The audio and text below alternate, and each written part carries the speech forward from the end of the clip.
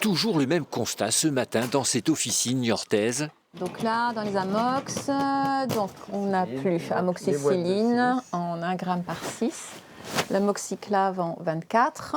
Antibiotiques, cortisone, sirop, la liste des médicaments manquants s'allonge. Une situation préoccupante qui pousse ce visiteur médical à se rendre directement en pharmacie pour prendre les commandes. Prénisolone, il n'y en a pas.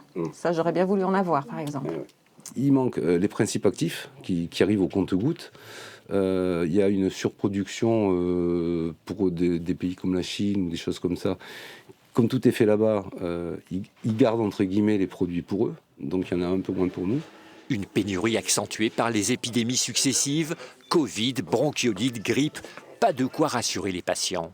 Ça inquiète un peu, oui, quand même, parce que bon, je sais que mon mari a un traitement important aussi, et puis moi un peu aussi. Si ça manque, je serais bien embêtée. Je vais faire toutes les pharmacies pour essayer de savoir si je peux avoir quelque part. Mais si on n'a pas, on va harceler les médecins, c'est ce qui va se passer.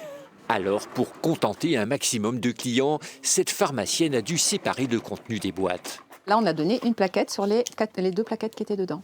Voilà, et on est obligé de faire ça. On a donné à l'unité. Et quand ça ne suffit pas, c'est la solidarité entre officines qui entre en jeu.